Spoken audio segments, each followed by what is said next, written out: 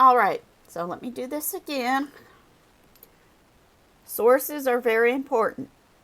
I have skipped through the table of contents and so forth.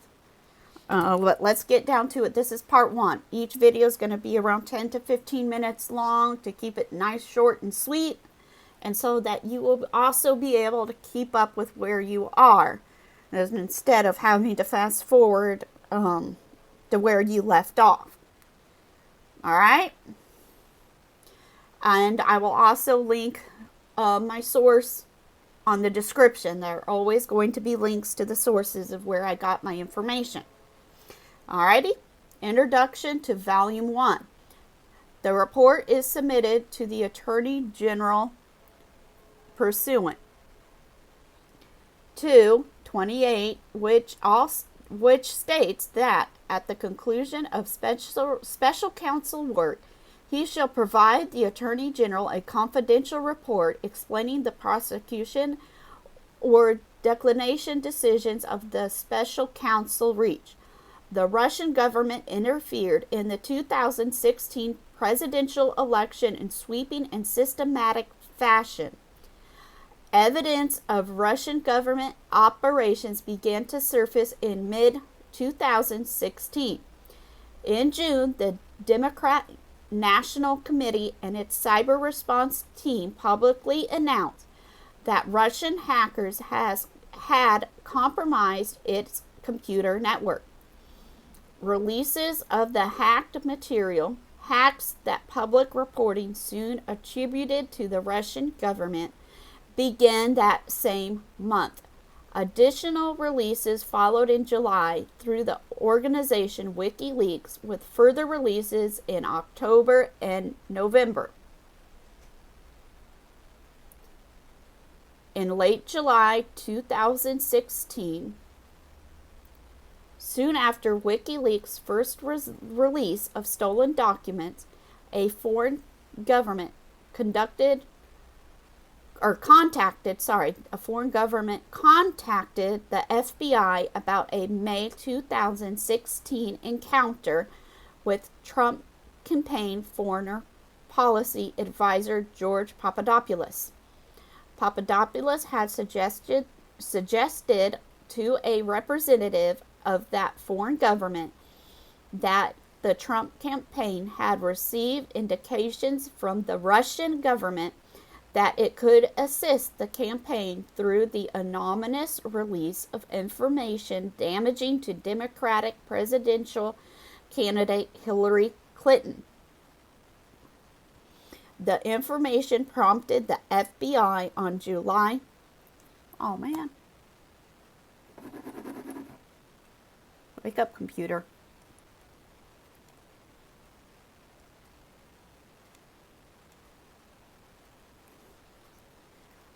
Okay, I'm way up here now. On July 13th, 2016, to open an investigation into whether individuals associated with the Trump campaign were coordinating with the Russian government in its interference activities. That fall, two federal agencies jointly announced that the Russian government directed recent compromises of emails from U.S. persons and institutions, including U.S. political organizations. And these thefts and disclosures are intended to interfere with the U.S. election processes. After the election in late December 2016, the United States imposed sanctions on Russia for having interfered in the election. By early 2017, several congressional committees were examining Russia's interference in the election. Within the executive branch, these investigatory efforts ultimately led to the May 17 appointment of Special Counsel Robert S. Mueller III. The order appointing the special counsel authorized him to investigate the Russian government's efforts to interfere in the 2016 presidential election, including any links or coordination between the Russian government and individuals associated with the Trump campaign. As set forth in detail in the report, the special counsel's investigation established that Russia interfered in the 2016 presidential election principally through two operations. First, a Russian entity carried out a social media campaign that favored presidential candidate Donald J. Trump and disparaged presidential candidate Hillary Clinton. Second, a Russian intelligence service conducted computer intrusion operations against entities, employers, and volunteers working on the Clinton campaign and then released stolen documents. The investigation also identified numerous links between the Russian government and the Trump campaign. Although the investigation established that the Russian government perceived it would benefit from a Trump presidency and worked to secure that outcome, and the campaign expected it would benefit electorally from information stolen and released through Russian efforts.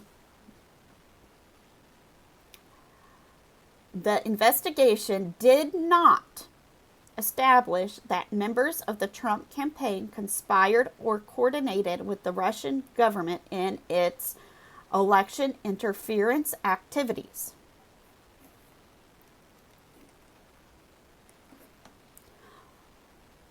Below, we describe evidentiary considerations underpinning statements about the results of our investigation and the special counsel's charging decisions, and we provide an overview of the two volumes of our report. The report describes actions and events that the special counsel office found to be supported by the evidence collected in our investigation. In some instances, the report points out the absence of evidence or conflicts in the evidence about a particular fact or event. In other instances, when substantial credible evidence enabled the office to reach a conclusion with confidence, the report states that the investigation established that certain actions or events occurred. A statement that the investigation did not establish particular facts does not mean there was no evidence of those facts.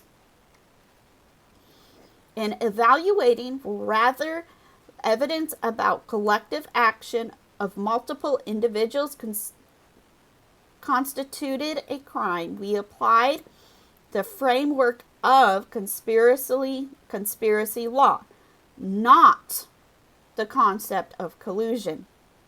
In so doing, the office recognized that the word collude was used in communications with the acting attorney general confirming certain aspects of the investigation scope, and that the term has frequently been invoked in public reporting about the investigation.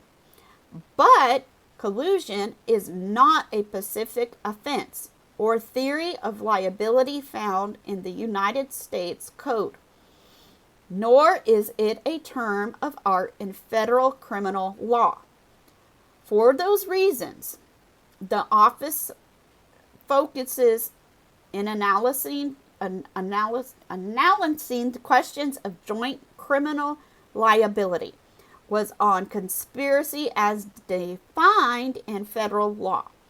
In connection with that analysis, we addressed the factual question whether members of the Trump campaign coordinated, a term that appears in the appointment order, with Russia election interference activities. Like collusion, coordination does not have a settled definition in federal criminal law. We understood coordination to require an agreement, tact, or express between the Trump campaign and the Russian government on election interference. That requires more than the two parties taking actions that were informed by or responsive to the other's action or interest.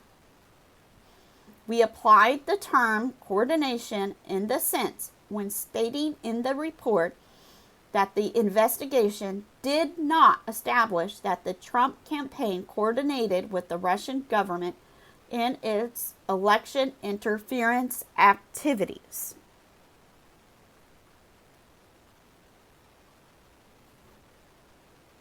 The report on our investigation consists of 2 volumes.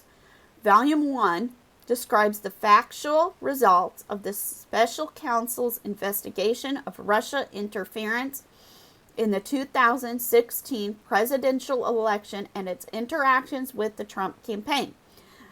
Section 1 describes the scope of the investigation.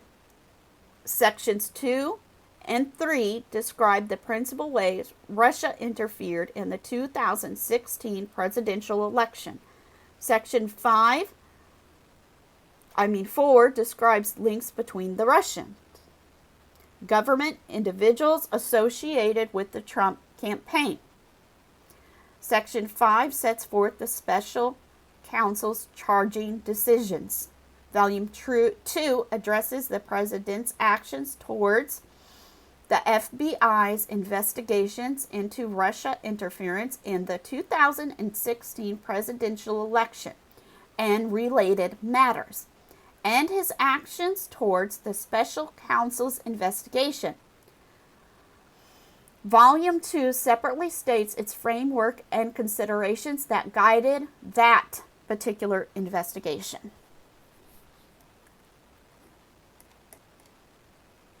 Okay, so that's part 1, introduction. Okay?